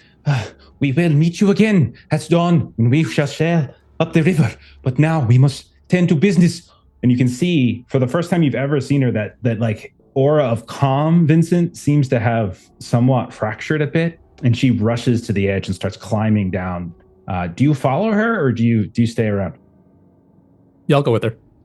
Okay. So Two guts got boarded the ship. Is that possible? It is possible, yes. There are many of them. Yes, it must be that, I suppose. Yes, they are hideous creatures, but they are very skilled in certain sorceries. Perhaps our brothers and sisters were not so capable of defending the ship as we thought them to be. Now, hurry. And she's saying all this is like everyone's getting down into the ship at this point. Okay. So we're going to come back to Chauncey and Fortuna at this point, who the last we saw, this charred corpse, their eyes had... Chauncey and not Fortuna. I'm sorry, Chauncey and Solavita. Yes. So we come back. I was making the same mistake earlier. Yeah, that's why I caught it. Chauncey and Solavita are in this chamber. You have this coffin open, and this hand reaches out and grabs you. The eyes go wide with fire, and then you can see not only do the eyes start swirling, but then these two beams of fire shoot out from it directly at you, Chauncey. So they are going to go. I'm not going to say surprise because I think you were being careful, but nonetheless, it is going to get to go first in this fight. I am going to spend some malice to increase my chances to hit on this attack. Okay, so mark that. Okay. So it's going to be a total of a 8 on the attack. What is your, and this is against health, what is your health threshold? Not 8. 3. I think Okay. I would like to try to evade this attack. Okay, this Because is I have this is innate this is athletics, can sorcery. I? Oh, this is I can't sorcery. use- Yeah, I was like, if it's a beam, like maybe I could argue the dodge, but maybe not. I think that's a totally reason. No, I understand think if you're not. no. I think that's actually reasonable. It is essentially like Superman eye beam. That's basically what it is. Yeah, I would say go for it. Oh god. I will probably say the difficulty will be increased for this because of how That's quick fair. it's moving. Yeah.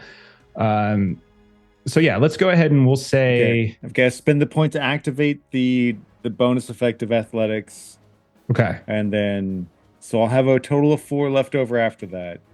All right, I'm going to essentially give you as penalty on this the amount of malice I just spent. So three higher than what the normal difficulty would be. So 7 is what you would need to effectively dodge this. You can do it, man. I believe in you. He rolls an 8. Okay. Awesome. Chauncey, describe what it looks like as you dodge out of the way of this. It's already grabbed my thigh. It's just like him frantically batting at the wrist and then kicking it, and then just at the last moment he bites the wrist. This horrible, disgusting thing. No! Let go of me! Oh God! Oh, The eyes just suddenly shift and turn, and it's just like cutting laser beams, essentially. Like the coffin door gets cut in half. Solavita, you feel a little bit of singe in your hair. You see this stripe of char, like this fresh char, go across the far wall and over the door. That is its turn. So I'm gonna give it to you, Chauncey. It makes sense. You just dodged, so you can have. Oh God! What would you like to do? I was not expecting I-beam flames. I was going to try to talk No to this one guy, does. but I figured like once I-beam flames are on the table, you're not talking anymore. You're not. Oh just God! talk to him until he cries about it. And then it puts his eye beams up. Oh God! Yeah, oh God! I don't even know what to do to this guy. So if you haven't, so did we get, Jeff, did I hear you say earlier that we got a couple refresh? Yeah, there were 3 from killing the guy up in the crow's nest. Oh, So if Assumed Aaron was Alright. taking those and plugging it into his warfare. Yeah, I did. Unless, I mean, that was okay. Yeah. to Yeah, recover you little spent a bit bunch to Fair get enough. the shot off. Makes sense. Okay. I mean, I have to assume that like you can't like sway attack this thing, or at least in Chauncey's not? Of mind course right you now. can. It's panic mode. He doesn't think he can talk this thing down. So you don't have to necessarily think of like, I mean, sway attacks are just, there's all sorts of ways you can flavor it. You can distract them, you can annoy them. Like if you piss him off enough, he makes bad mistakes, whatever it might be. He can harm himself in the process while trying. All sorts of ways you can flavor it. It's part of We the game. can- So if you Yeah, want we to can do it, also do it, try man. teamwork attacks or maneuvers. Like there's sway maneuvers, Yeah.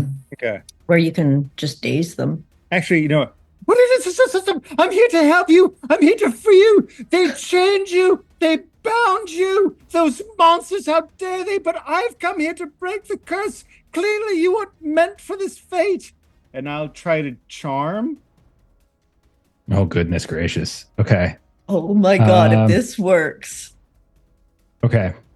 So this is a sway attack. This isn't necessarily going Fair to enough. suddenly make him change sides. This is essentially wearing down his morale. So the way I would say this is like, so I just want to set up expectations. So like you succeeding on this doesn't mean he's suddenly going to switch sides. It does mean it might slow him down. You whittle down his morale threshold. And eventually if you get his morale threshold down, maybe he does finally like give in at that point. So, but it's not going to be like an instant turn of. No, I get it. I get it. Okay, cool. So I want to make sure we're on the same But I page. mean, right now I've spent all my warfare points. Chauncey Okay. is a coward. We're at the and an finale, so opportunist. yeah. It's like, no, you don't understand. I came here to save you. What's been done to you is wrong. We want to help you. Please, Okay. I beg of you, stop. Help roll it- me help you. Okay, so this is going to be so you're rolling sway, but you're Yeah. tapping into charm to give you what, like a +3? Is that the idea? Is that I what think is so, your yeah. intention? Okay, sounds great. Go Okay, ahead. so I'll reduce my sway or my charm, and then I'm gonna spend I'll click 4 on this, and we'll just like node add 3 on the end of it. Yeah, that's fine. Okay. All right, give it a roll. Oh boy, Okay, so that's gonna be a 13. that is Wow. a okay. So You hang don't on. understand. I'm here to help you. I want to save you. Check. And you were Okay. so concerned you He couldn't was do wrong. anything. You are I wasn't so trying to close to break having your a double ankles, and crit, you're but it's I just the swear. one. Yeah, you're so close to a double crit, but it is just one crit. So you do have a crit. So essentially you can crit. roll. So 2d. So basically 1d6 plus 1 is normal. The crit gives you an extra d6. So you can roll 2d6 plus 1, and that's how much damage you would do to his threshold currently, unless there's any other spends that you would want to do. And so the first die will be equal to what my spend would have been in case I rolled That's the beyond minimum. the first Yeah, dice. Okay. exactly. All right, how do we do? So you rolled 3 on the first die. So how many points did you spend? I spent Spent- 4, and then the yeah. Okay, so then that 3 would be a 4, and so you did 9 points. 9 points. That's very Nice. good. Okay. And you can see, like, as like so good. he was wildly flailing around, and like the beams are like these flames coming in his eyes are like catching everything on fire. And as you're talking to him, like they do start to he does start to cut them off. Doesn't change. He's still struggling against you, but you can tell that he's not necessarily focusing the fire directly at you currently. That is a good chunk of his morale. Yeah. Okay. Hey, do what you're good at. Okay. Levita is in the right way to help, right? And then, so Levita, it is your turn. Oh, now I feel like I can't punch him in the face like I was going to. Oh, I'm You so can. sorry. Yeah, but it might ruin Chauncey. Well, no, you know what? You kind of They're see separate pools.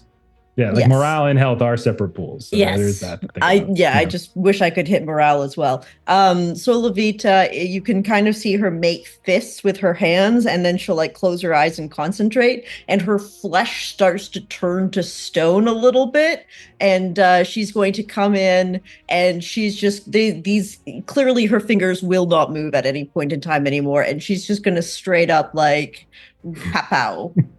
Okay. She's essentially, I'm flavoring the sorcery blast as for this sure. Okay. HP attack. Nice. All right. Yeah. She's give using your magic roll. to guide it because she's a noodle. I Of didn't course, even yeah. know her. You have like a temporary Hellboy fist. I like it. Yeah, and I'll spend 4 on this one as well. All right. Give it a Let roll. me see here. Whew, I'm glad I spent 4. That's a 6. Okay. 6 total. 6 total is still a hit, but it's not crit or anything like that. Yeah. Okay, I rolled poorly. Okay. So but since you spent sorcery, like, where you weren't amping this with like corruption or anything like that, right? I used my corruption like in that very first scene in the very first episode. Oh yeah, I remember that. Yeah, I don't have All right. any. 1d6 plus 1 then for that. Yes, please. Here we go. 6 plus 1 for 7 HP damage. Describe what it looks like as you just cold cop. He's not out yet, but like you got a good hit on him. for Like sure. I just maybe using my leechcraft knowledge of anatomy, I just pop him right in the side of the head where I know it's gonna like jostle his brain and daze him considerably. You see the head just cave in. Like it is essentially a blackened, charred skull that is brittle, and you just cave it in. The eye socket, Chauncey, that you're looking at gets all twisted and crooked. It doesn't seem to slow him, but it does seem to have caused a noticeable imprint on his head, no doubt. Oh, it's a new trick I learned. Okay. The door swings open. Shit, And you I was hoping we see- were quiet enough. As you turned around, the same guy that Vincent was effectively talking to, the guy with the kind of the black, wavy, almost pompadour-like hair, standing there. He was the one that was playing around. Actually, no, he was the one that was sitting down at the like one of the lounges and reading. And you can see his eyes are wide, and he begins to basically kind of channel at this point. But we're gonna cut back down to Fortuna and Arkadiy. So Fortuna and Arkadiy, your ears are ringing. Your ears are ringing, and you're seeing like a dozen of these copies. You're not sure if your brain is concussed or whatever it might be, but you see a dozen of them, and they're just kind of all standing there, almost limply. And then, as you're shaking your head, you see they all suddenly start to move in perfect unison, and they begin to start moving in your direction. A few of them, their hands are beginning to almost melt away and reshape themselves. They, however, don't have first initiatives. You guys are going to have first initiative on this. So which one of you wants to take it, and who wants to get started on this? Cousin, are we running? Cousin, are we running? So I think Arkadiy would take down a lantern Mhm. and throw it at them, hoping Okay. to burst the lantern, catch them on fire, and then we're running. Okay, I like it. So you can just make a warfare test if you want for this. Yeah. And yeah, that's fine. I will. I'll spend 2 warfare here. All right. Son of a. Oh, Oh, that is dear. Okay. So you grab the lantern that's hanging from some of the vaults, you throw it in, and it just kind of bounces off one and it doesn't shatter. It's like a well-made lantern. It falls there onto the ground. It just doesn't shatter. You hit them, like one of them kind of moves a little bit, their shoulders slightly, you can see almost out of shape, out of position, but it falls and doesn't break. You're going to give it to Fortuna? Yeah, run. For sure, okay. Run. So Arkadiy starts moving back down the hall away from this door. Fortuna, it's going to come to you. Don't forget that they're going to get to go twice now, but you go ahead. They are. I'm sure it's fine. I'm just hoping we're faster than them. Fortuna does not have athletics. Athletics is not a word in her vocabulary. She has not done an exercise in a decade. I'm trying to think of something that I might be able to something that I might have in preparedness that I might think is like a lock or something. So like I'm thinking that maybe perhaps at some point Solovita might have ensorcelled some bit of rope or something as like if you ever need to lock a door, this will keep it locked kind of a thing. I don't know if that's something that I could spend some preparedness and say that I might have something that might. Okay, so we're going to you want to tap into flashback again? Is that the idea? Yeah. Okay, and so you want to get like a magical lock? Is that the idea? Like something that Solovita piece together? Yeah, like if I can say that I've got something that might be able to kind of keep this door closed with a little bit of magics. Okay, so with flashback, you are capable of your plan can involve other heroes and their abilities. Okay, so that's like the big thing. Yeah. So this would definitely be more of a like doing a flashback than sort of just a little bit of a I've got a thing. Okay. I still think it's just you still have to do the roll, like the preparedness roll, I think still has to happen. And I have to set a difficulty for this. It's a magical lock. Let's make it a 6. It's not just a regular lock would be a 4, easy peasy. Yeah, totally. A magical lock will say it's a 6. And then you can, if you're successful, you can narrate this scene where you and Solovita were when this happened. Okay. Okay, so I need to hit a 6. I'll spend 4 out of my pool. Okay. Just don't roll as badly as I do. We're in the final scene. I mean, that's the final arc here. Like this is it. This is the end. So whether we finish tonight or next week, this is it. So yeah. So add 4 to this roll. Yes. That's a 7. So describe the scene. Like where were you when? Like how long you've been sitting on this? Like what does it look like? What do you think? I'm gonna say that I've been sitting on this for quite some time. So there was some book that as Solovita had been kind of looking through, kind of some of the tomes and different things that, kind of Pelletier had been kind of going through. She may have pulled something out of there and said, like, I think you may need to keep this separated. And so Solovita doesn't stay in the manor, but Fortuna does. And so Solovita said, I think you might need to keep this away from prying eyes. And so this is why she kind of had this lock. It's a Pelletier lock. It's a Pelletier lock. It's an anti-Pelletier. Yeah, I totally would do that. You pull the door closed, you slap on the lock, and then you start following Arkadiy to see if you get maybe halfway down the hall. Their turn. Yeah. You hear the sounds of like stuff slamming against a door. Fortuna, you look over your shoulder to see if the door breaks. It does not. It does look as though the lock is holding. But then when you look at the very bottom of the door and at some of the seams, you start to see something oozing out. Like as if there's some sort of thick, viscous semi-fluid that is starting to just ooze and seep out. And since they go twice in a row, a good chunk of it starts to seep out. And you see one of them starts to grow and sort of take shape as if it's growing on the other side. It's not fully formed yet. It would take some time. You two have a head start. Do you continue to run?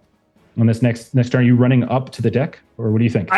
I think at this point, Arkadiy, if it's okay with you, Melissa, he would tap into his 1 point prophecy spend and tap into his own preparedness for his own flashback, because I think he foresaw a vision of disaster here. And maybe he's got like a black powder bomb that he had prepared. Okay. And he is going to set it off as we try to make it to the deck and jump overboard. Okay, I love it. Okay, fantastic. Give me your preparedness spend. It's a bomb. I mean, a bomb feels not ordinary. So I'll put it at a 6 as well. I think that's a fair number for this. I'm going to spend 4 points of preparedness because I don't want a 1 to screw me again. So yeah, I know that was so or 5 points. That is okay. All right. That was close, man. That was so close. My earlier good rolls have gone to the shitter. Maybe it's something you acquired from Helena, your thief contact, right? And you quickly scramble as you see Fortuna looking back, and she's running. She bumps into you. You look over the shoulder. You see the same thing C does now, this thing forming, and you just chuck the thing down to the end of the hall. There's this loud explosion, which Chauncey and Solovita, you absolutely hear. Everyone hears. This explosion just happened in the lower decks. And the two of you continue running. Okay, so Arkadiy, you make it up to that archway coming out onto the deck, and you can see that people are alerted. You can tell that there are some crew members that are racing towards you, not necessarily you, but racing below deck. You just happen to be in their way. A few others seem to be racing over towards a section of the deck that there's smoke billowing up out of it. Likely you caused something to dislodge. And you can see that the one sorcerer that was having the goblet kind of float around by her face. You can see she's barking orders at some of these people running around, and that's when they kind of look over in your direction, and they're aware that there are intruders aboard. Fortuna, is she going to get the next action? Are you going to toss it over to her, you think? Yeah. Okay. Fortuna, I hate them going twice in a row, but it's rough. We got to get you out. Yeah. Okay. Fortuna, what would you do? Fortuna's just waddle running. Like she's not. She's just like you waddle run. Not graceful. Okay. Since you're just running, if Arkadiy stopped, pulled out the bomb, threw it back, then ran. So you could, if you wanted to just straight run to the railing, you definitely could just run to the railing. But you also could stop where he is and do something else too. So is there anything more once you get up to the deck and you see the chaos, you see there's people now who are alerted? Many of the deckhands are tending to the ship. You can see they're racing over towards where the explosion, but some are coming towards you. One of the sorcerers certainly seems alerted to your presence as you step up, and you can see they're looking in the direction of you, and she just shouts, "Get them, intruders!" So Fortuna, you got like a beat here to do something still before I'm going to toss it to them. Oh gosh, I'm trying to think of what Fortuna would kind of do in that situation, because she's very used to being among people that she can get to tell what to do. Mm-hmm. And so I think she's just going to still kind of give off that energy of like, there's a mess that needs to be cleaned up down there. I don't know what kind of ship this is that you are running, but you need to clean that up. This is a disgusting filth. Okay. So you want to roll a sway attack and some of these deckhands coming at you? Is that the idea? Pretty much. I love it. Roll it. Absolutely. Dismissing their effort. Absolutely. That's wonderful. I'm going to spend 2 on the sway. So this is going to be a +2. on this. I rolled a 5, so that's a 5 7. is good. 5 is good. Okay. And so they like, yes, ma'am, yes, ma'am, yes, ma'am. And they just kind of push past you and Arkadiy. They just like you see like 2 or 3 of them in the uniforms just push past you. They don't know. And they start racing down the deck. They might even be Vincent's friends from last week. Who knows? As they start racing down. So like 2 or 3 of them start running down. The sorcerer obviously isn't falling for it, but like those definitely will. Okay. So they're going to get to go here in a minute. But Vincent, as you're traveling across the water, you suddenly look over and you see Ludovica just go, as if she's like in this immense pain. What's wrong? Like hurts. What's happening? Someone is poking their noses where it doesn't belong. And when you look up, Vincent, in the direction of where the last college is, you see this arcing orange beam of light just cut out of one side of the ship and just arcs through the sky. Then you see an explosion on the deck, and there's this eruption of wood, of smoke, of fire, and then you see light begin to start shining on, as if something's happening, as if there's an attack, a fight breaking down. You're not immediately there, but you're fairly close. And you can see that some of the sorcerers are now like kind of beginning to kind of buff themselves. You can see some of them are putting some shimmering glow of shield as if they're preparing. What do you do, Vincent? I wish I had that fancy stuff too, but no, I'm prepared to help them out. Okay. Well, I'm just flavoring, dude. Yeah, like, I'm just effective words and whatnot. Just having a little fun, man. So if there's something you're doing, are you pumping the forearms or something like that? What are you doing? Like, I'm just lathering myself in my own tears. Okay. That works. So you just start crying and There you lathering go. yourself in your own tears. I love it. Okay. Lovely. When you get to the base of the ship, and like you're being pushed along, you can see suddenly whoever is kind of controlling, you don't really have like row people. It's just like someone's controlling this with speed. All of a sudden, there's just like this bolt of speed, and that gets your ship, your skiff, right up against the last college, right at the base of it. And you can see that some of them begin scrambling. You can see one of the sorcerers just starts levitating directly off of the skiff and is beginning to float up the side as well. How do you want to go about getting up? You can see Ludovica is lingering behind. She's like the last one to go. She does seem to be injured or hurt in some way. Yeah, I'll use my sorcery chain sphere to hook the deck, pull myself up like Spider-Man sort of. Okay, I love it. I'm going to say no roll because it's just cool. And you just throw the chain, and this is your action, and you just pull yourself up. Right as you pull yourself up, you see the one woman that you had spoken to at one point. She was a drunk.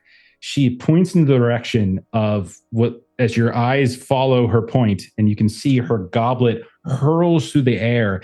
Midway through the air, it shifts and changes form into this long metallic spear, and seems to be barreling right at Arkadiy. And as you see, Arkadiy and Fortuna are now standing in the hull. And so I'm going to roll their attack. Oh gosh. All right. I told you we're all going to die. It's pretty crazy. This is pretty intense. Well, I don't know. Vincent might kill So you. crazy. Okay. I'm going to use some malice on the attack. Okay. That's an 8 on the attack. Yeah. That's not a crit, right? You have no. No. Okay. All right. So regular hit. I'm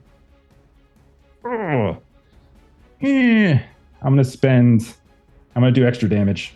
Of course. I got to. You're you're just going to destroy him. Okay. That's a 6 and a 3 plus 1. That's 10 points of damage minus your armor to health, I should say. So I'm at 1. You're at 1. Okay. So if you're in the positive, if you're not in the negative, Yeah. you're still going. But You're this good. 1 point of metallic armor. spear just cuts right through you. It doesn't linger. Instead, it just seems to stab into you, slide through, and disappear behind you.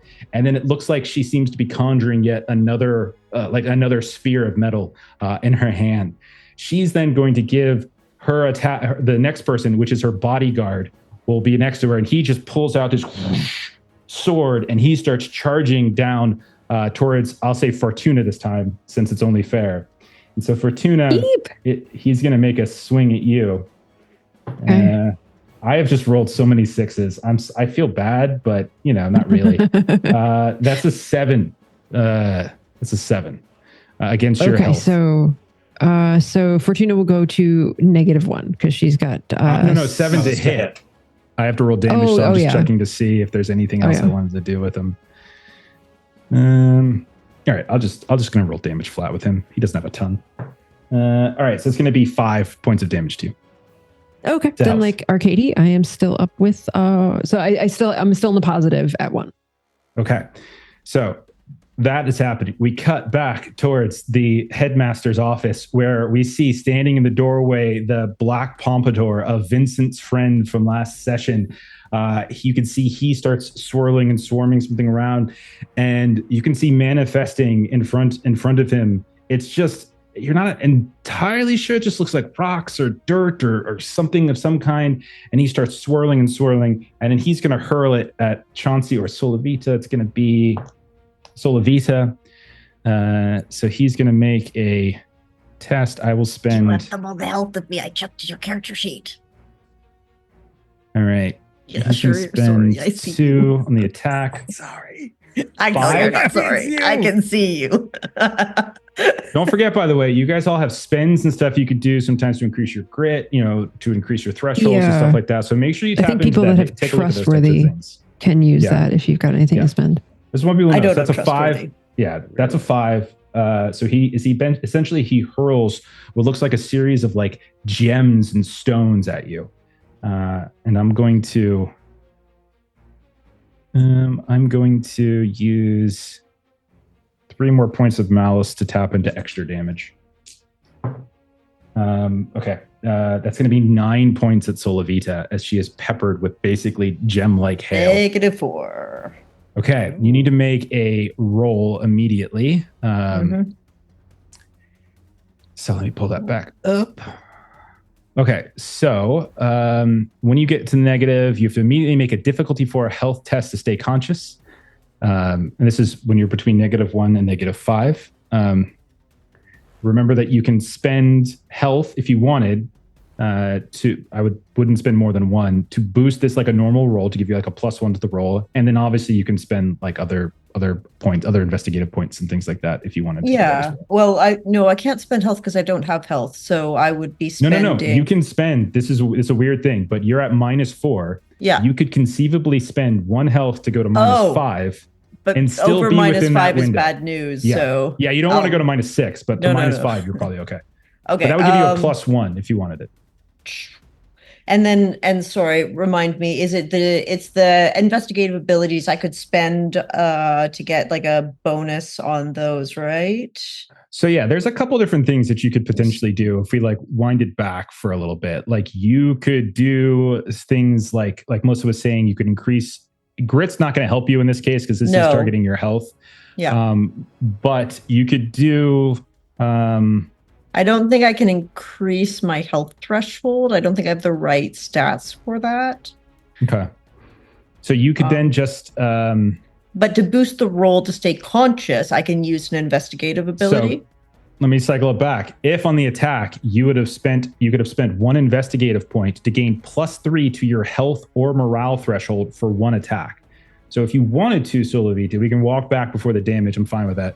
And say, if you wanted to make an investigative spend, how does this investigative ability help protect you against him throwing all of this like this jeweled pebbles at you? And that would increase your threshold enough to actually get you above what I rolled shit. I rolled like a 5. You rolled a 5. Oh, sure. Okay. So let's say maybe Liar's Tell, I could sort of see where his movements were. So he like tried to fake me out one way. Just like he's going to Chauncey and he comes back to you or something like that. And you were ready for it. Yeah. I like it. Spend your point, increases your threshold. You don't take that damage and go to -4.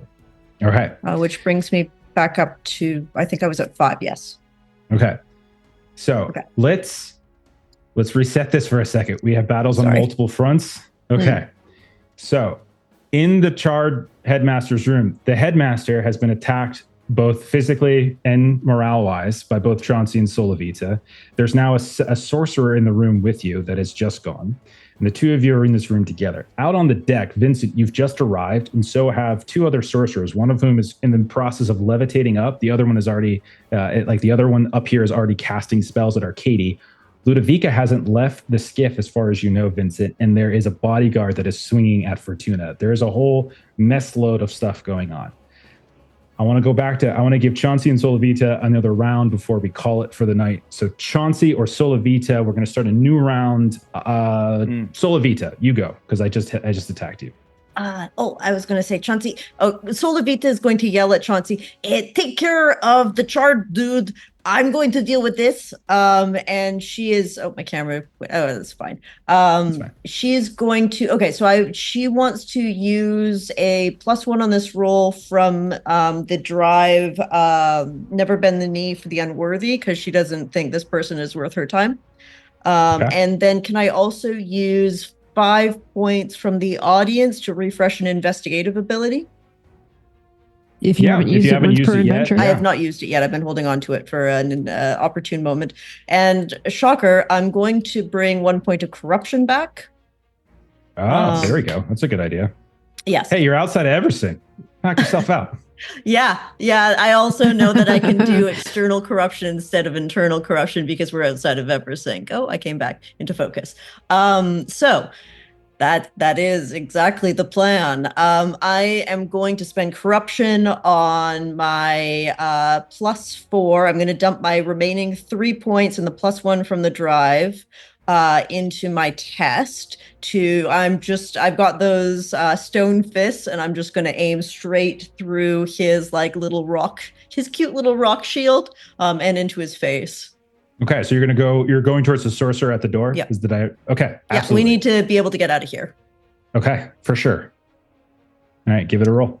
All right, so this is just a +1 from whatever I roll. So that instead of an 8, that is a 9 to hit. Okay, so a 9 against. Do you target health or?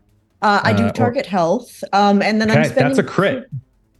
That's a crit, okay. As he has a threshold of 4, and you spent 5, and then you're 5 over. So that is a crit on him. Excellent. Nice. And I am spending my corruption in here to do the additional. I'm going to turn him to a statue as well. I'm going to do the statue thing again. Okay, so I will spend that corruption I just gained. We'll see how much damage you do and whether you can. I'm going to try to stone him. That's your goal. If you will. So you're spending 1 corruption to get +1 die, +3 damage. Okay. Yes. To 1 target. Got it. Yes. So that's 2d6 and then a +3 on whatever I roll, right? Yes. 2d6 +3. Okay. 10. A 1 and a 6, average, I guess. And then +3 for 10. So a total of 10. Okay. 10. 10 is not enough to turn him to stone, but I will say, as you punch into him, you'll essentially push him back, and he'll do this as he starts flying back through the door, out into the edge of the melee that has begun to spring up along the deck. And you do see that the only reason you didn't turn him to stone, as he begins to sort of shake himself off, you see he had some kind of protective ward that seemed to have been covering over top of him that has fallen now. And that's the only reason that you probably haven't worked. So another shot of that might have worked. Now your corruption, you said you were pushing it to the area, right? External, yep. I think this is going to affect Chauncey, does it not? Risk ability. I might make it internal if it affects Chauncey. Oh no, you said external. You said external. All allies nearby must make a morale test of difficulty 3 plus corruption points spend, and then you lose 4 morale if you fail. So Chauncey, and this is only going to affect Chauncey. I would say the rest of you are further enough away. I only have 1 corruption point. So it's a difficulty 4 morale test, Chauncey. Okay. As you feel this, roll a d6 and hope I get a 4. You just feel this wave of sickness wash over you. Sorry. I know. I forgot that it was going to affect Chauncey's you. Full on morale. How much did you spend? Can I spend? Yeah, I you was can going to spend say morale. he could have spent. You can spend morale points just like anything else. Yeah, Yeah, I you was can trying to- voluntarily drop your morale. You can also spend like investigative points if you wanted a +3 on it. So just if like any I other needed roll. a 4, I would have spent a 3. Mhm. Okay. Okay. Do you want to spend an investigative point to get a +3, or did you want to spend from your morale pool? Oh, I'll gladly spend from my morale if that's something that's allowable. Yeah, it is. It just means you lose 3 morale because you spend from it, as opposed to taking the full effects of the 4. So Done. you basically save yourself 1 morale in the process. Yeah. Okay. Sorry. Solavita, as you look past this guy that you just knocked out through the door, you can see smoke billowing up from below decks where you had seen Arkadiy and Fortuna. You see a spear, this metal spear, gets shot by one of these sorcerers. You can't see where Arkadiy and Fortuna are because they're underneath you. You are a level up in terms of the deck of the ship, but you see it thrown in the direction of where they had gone down, and you see this man with a 2-handed sword starts racing and swinging and charging. You also see over to your right, coming up, there is suddenly Vincent just chaining and pulling himself up, dropping onto the deck, and you see behind him there is a man that's just hovering up behind him, levitating up off the ground. Chauncey, it's all gone to shit. Get out of there. Let's go for the boat. And I'm going to also, because I don't know, I'll wave at Vincent and like point towards the area where the boat is to him. Okay. We'll say maybe it's on the other side. Like you guys went on the port. Maybe he's coming up to starboard just for the sake of cinema. Okay. Yeah, makes sense. Chauncey, then. She pointed to you. Your turn. Okay. You're going to get the last action for tonight. Okay. So make it good. Look at me! Look at me! I'm just a man! I don't have sorcery! That son of a bitch! This is his ship! It's his people's ship! They prisoned you! They did this to you! I would like to use taunt or sway or a combination of the both. These are the pieces of shit who did this to you! Don't burn me! Burn them! They deserve your fury! Ignite them! Please! Please go ahead and make a roll. Okay. Absolutely. I So don't know if I beautiful. can spend taunt because taunt you can sometimes Oh, use hell to yeah. try and... Absolutely. Yeah, absolutely. This makes perfect sense. Taunt is perfectly fine here. Yeah. Okay. I'll gladly spend the point of taunt or make a sway roll, whichever works better.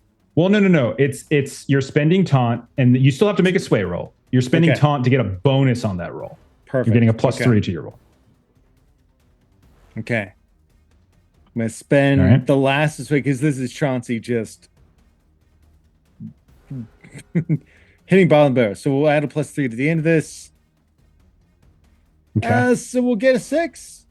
Hey, a 6 is still a hit. It's not a crit or anything like that. Give me your damage roll. And don't forget, there's things you could do if you wanted to up your damage roll, if you felt like doing it.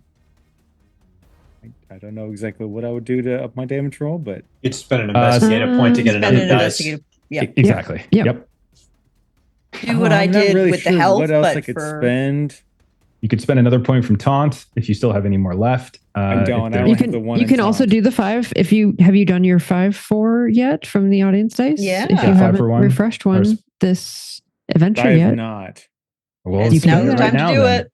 Yeah. Okay. Yeah, And with Okay. that, what would that be? Would that be like an extra +3 at the end? You get an extra. Mhm. You get an extra D6. So you're rolling 2D6 plus 1 now. Okay. 2d6 give it a roll. plus 1. I'll do it. Okay, I love it. Long. It's gotten You crazy. got I'll this. try to. So My crazy. assistant's being so stubborn with me. I apologize. Ah, you're good, man. It's all good. Okay. It's just, Just building building up up the the tension. suspense for Yeah, this exactly. awesome roll. Oh god. Oh god. Oh god. There it goes. Oh, I see a 6. Smite them, almighty smiter! Nice. Almighty Smiter.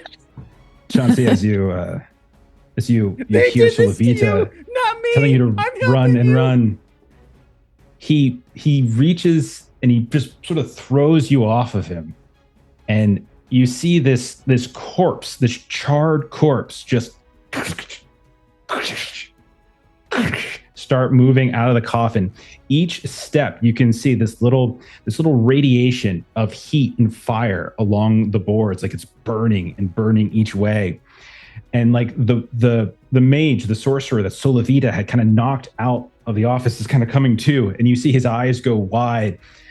The fire comes out of this charred headmaster's corpse, and it just starts cutting right through him. His clothes begin to catch fire. His hair starts to singe. He's like, ah! And then Fortuna and Arkadiy and Vincent, you watch is coming out of the charred headmaster's office, the very office, Vincent, that you peeked in but didn't go inside, and everyone said it was off limits.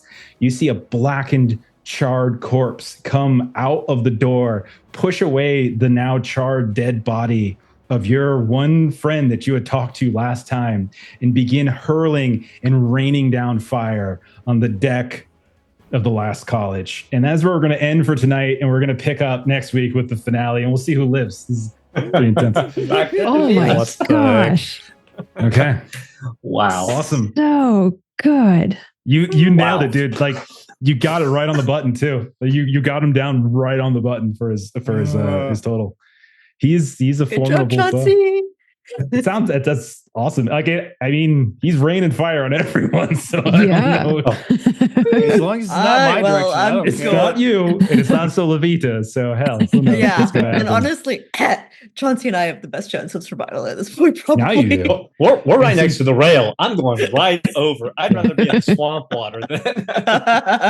It's interesting. Vincent's now a member of the college, so maybe that headmaster's going to go for him too. Oh, look at this. I don't know. Oh. Okay. Uh-oh. I'm happy with my plausible deniability.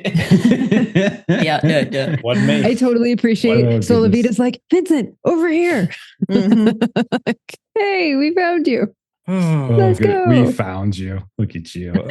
All right. Oh, man. That was a lot of fun. Let's much fun. close it down. We will let's do some closing plugs and then we'll get out of here. So Aaron, we'll throw it to you. What's going on with Garblag these days? We've been mentioning Garblag, but we don't know if there's specific schedule things that you're Absolutely.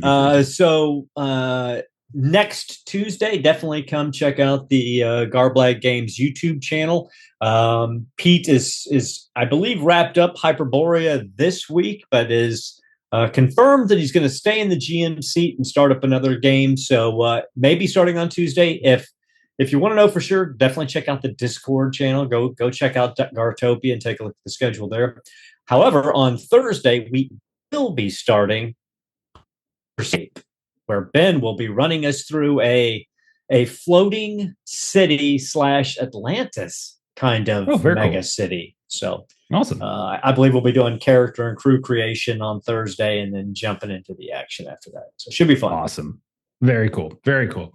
As for us here, tomorrow night, Aaron's going to run us through some Dragonbane. You see a bunch of us here playing through that. Saturday, I'm going to be running some Han Cluster for Savage Worlds from our friend Tracy Sizemore. Games coming up on BackerKit next week. So come see how it's played. Then Monday, I'm not sure what we're doing on Monday, but Tuesday, we got Perils and Princesses, where you can see Kipster trying to kill us with candy and various things like that. I've been very nice to your princesses. I mean, none of us has died yet. So exactly. there's that. I mean, I'm close. I got level 2. I mean, I'm covered in gravy and curds, and I don't know what else at this point. They did. There's more. There's more. There's more. Also, Aaron, you get to go to level 2 next time if you wanted to. Yeah, we leveled up. We leveled up. Look out. And then, next Thursday, we'll do more of this, and it'll be the finale. I don't see any reason why we can't bill next week's as the finale of this arc. And then we'll probably do another one. Then we'll start the new main wall and family members after we all die on this boat. The inheritors. I'm just going to play Randy. Of course. Of course. And also check out the YouTube page. As you can see, all of our other games, including our Magnus Archives game that Steven's been running for us. And speaking of Steven, check out Huckleberry RPG, huckleberryrpg.com, or just look for it over on DriveThruRPG. It is out now. Quick Start has just recently got a huge update, with all sorts of new stuff for the Trail Boss, the GM, and various other monsters and things like that. And if you want to learn more about it, just this week over on Dave Thalmavor's channel, if you're familiar with reviews and previews and such, you can see a little video about our very own Huckleberry if you're curious about how that game is played. But that's what we got. Let's go ahead and raid somebody. I am going to raid Insomnia Night RPG. They're weird, and they're playing something. It's Always Sunny in Kryn is what they called it, which is a really good title because I like It's Always Sunny in Philadelphia. It's funny. But that's it. Let's go ahead and raid. Have a great rest of your night, everybody. We'll see y'all later. Bye-bye. Bye. See ya. Arrivederci.